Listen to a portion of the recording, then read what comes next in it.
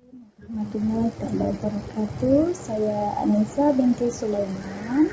Baiklah, saya akan membentangkan mengenai pengenalan produk inovasi bidang hafazan dan juga Al-Quran. Baiklah, saya akan berikan bagian pengenalan. Di mana bidang hafazan Al-Quran di sekolah rendah merupakan satu bidang yang sukar untuk dikuasai oleh murid-murid, terutamanya murid yang lemah dalam hafazan, di mana hal ini kerana majoriti pengajaran guru adalah terikat dengan kaedah penggunaan buku teks dan pelaksanaan pengajaran Al-Quran secara tasmir. Berdasarkan hasil dapatan kajian, murid akan mudah hilang tumpuan, hilang minat mereka dalam mempelajari dan mendalami Al-Quran menggunakan buku teks. Sebaliknya, murid pada peringkat rendah lebih tertarik apabila pembelajaran dalam kelas yang melibatkan visual, kinestetik, dan auditori mereka. Oleh itu, produk yang dihasilkan ini amat memberi kesan atau impak yang positif kepada murid dalam mempelajari Al-Quran dan juga menepati ciri-ciri objektif produk yang dihasilkan. Baiklah, di sini adalah pernyataan masalah, di mana masalah yang pertama iaitu penglibatan murid dalam proses pengajaran dan juga pembelajaran, terutamanya dalam bidang hafazan yang kurang memberangsangkan. Dan yang kedua, murid-murid kurang memberi tumpuan dalam bidang hafazan. Dan yang ketiga, murid-murid kurang pendedahan mengenai kisah-kisah yang terdapat di dalam Al-Quran dan surah-surah pilihan. Dan yang ketiga, kurangnya bahan pengajaran guru dalam pengajaran hafazan dan Al-Quran bagi yang lemah daya ingatan. Baiklah, di sini saya akan teruskan kepada objektif produk inovasi, di mana objektif yang pertama iaitu dapat meningkatkan pengetahuan murid dari segi penghayatan mereka terhadap Al-Quran. Kedua, dapat memudahkan murid menghafal sesuatu surah dalam masa yang singkat, dan dengan adanya ilustrasi grafik dan seterusnya dapat meningkatkan pemahaman dan ingatan mereka terhadap sebab nuzul sesuatu ayat atau surah yang diturunkan. Dan yang seterusnya iaitu berfungsi sebagai alat mengajar yang menarik minat murid Islam dan bukan Islam dalam memahami Al-Quran. Dan yang seterusnya memastikan murid-murid menghayati dan mentadabur isi yang tersurat maupun tersirat di dalam pengajian tilawah dan hafazan Al-Quran. Dan baiklah, sekian dan terima kasih dari saya. Pembentangan seterusnya akan diteruskan oleh rakan saya. Terima kasih.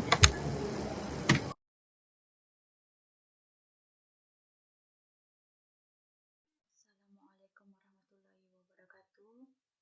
Saya Mariana binti Masad akan meneruskan pembentangan bagi bahagian kelemahan hafazan sebelum adanya inovasi.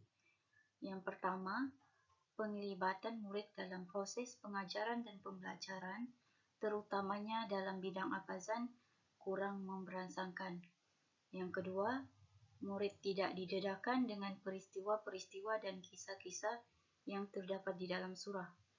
Yang ketiga, hafazan Al-Quran murid akan lebih mudah dan kekal lama jika mereka mengetahui dan memahami kisah-kisah yang terdapat di dalam surah-surah pilihan. Yang keempat, kekurangan bahan pengajaran guru dalam mengajar hafazan Al-Quran, terutamanya bagi murid yang kurang ataupun lemah dari. Seterusnya, kelebihan inovasi dalam subjek hafazan Al-Quran. Yang pertama, elemen inovatif dan kreatif. Memudahkan murid untuk menghafal surah-surah pilihan dengan adanya ilustrasi gambar dan grafik. Yang kedua, elemen keberkesanan. Murid dapat mengaplikasikan gaya pembelajaran secara audio teori, visual, dan kinestetik, yang mana produk yang dihasilkan mempunyai unsur permainan.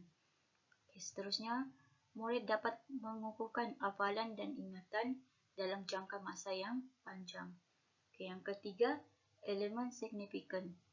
Murid dapat menghafal dan mengetahui tentang jalan penceritaan sesuatu surah dengan cepat. Seterusnya, contoh inovasi dan aplikasi hafazan. Terdapat 3 contoh inovasi dan aplikasi. Seterusnya, ini merupakan inovasi bagi Super Upas, yaitu aplikasi ini bagi meningkatkan proses hafazan secara berkesan untuk 3 kaedah, iaitu hafazan baru, daras jadid, mengekalkan hafazan lepas, sabit, dan mengulang-ulang bacaan, takrir dan atau murajaah. Ini merupakan contoh gambar Super Upas inovasi terkini. Aplikasi yang kedua yaitu aplikasi It's Ips, yaitu aplikasi berbentuk hafalan Al-Quran yang direka bentuk dengan elemen kandungan multimedia yang mengintegrasikan teknik mengingat dan gaya pembelajaran visual, audio teori, reading, dan kinestetik yang menyokong penggunaan pelbagai panca indera. Aplikasi ini merupakan gabungan adaptasi teori kognitif, pembelajaran multimedia, dan modal gaya pembelajaran visual, audio teori, reading, dan kinestetik. Ini menjadi asas kepada pembentukan kandungan aplikasi tersebut. Ini merupakan contoh aplikasi It's Ips. Aplikasi yang terakhir yaitu aplikasi Smart Al-Q, di mana aplikasi ini telah dibangunkan atau dihasilkan daripada Ustadz Ismail semasa beliau membuat kajian tesis di Sarjana dalam Pendidikan Universiti Utara Malaysia (UUM). Aplikasi ini menggunakan Adobe Flash CS6 dengan ActionScript 3.0 berdasarkan model EDIT. Bagi meningkatkan kaedah pengajaran dan pembelajaran IPS, yaitu menjaga dan memelihara Al-Quran berdasarkan teori pengajaran Al-Qabisi, yaitu bermaksud seorang ulama Islam. Ini merupakan contoh gambar aplikasi Smart Al-Q. Itu saja daripada saya. Sekian, terima kasih. Assalamualaikum warahmatullahi wabarakatuh.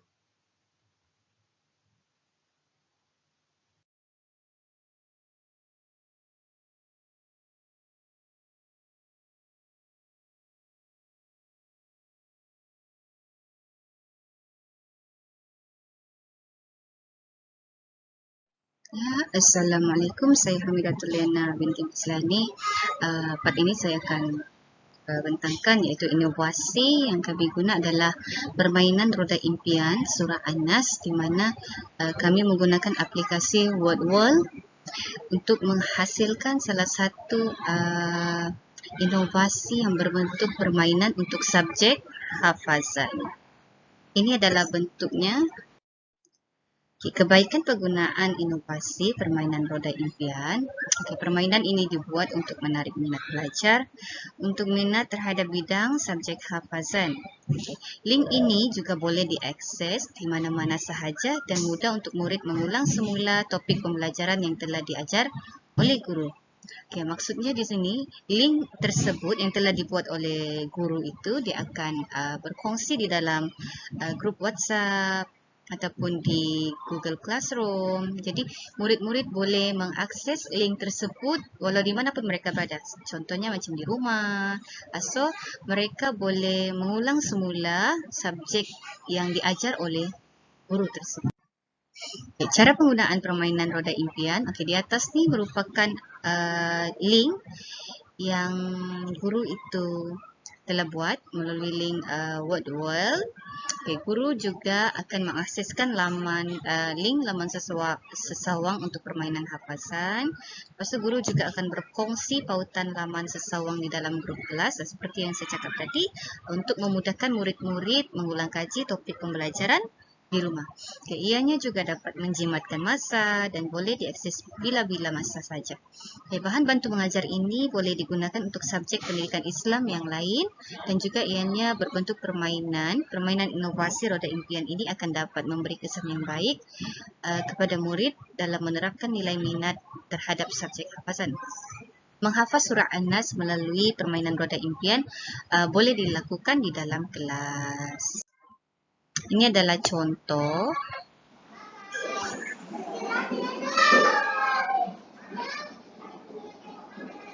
Contoh inovasinya. Murid akan menekan tang spin it dan ianya akan berputar seperti ini. Apabila dia berhenti, murid akan membaca dan menghafaz surah dan potongan ayat tersebut.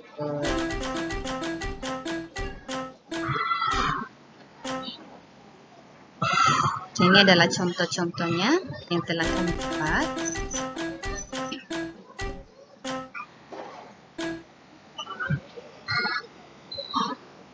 Seterusnya.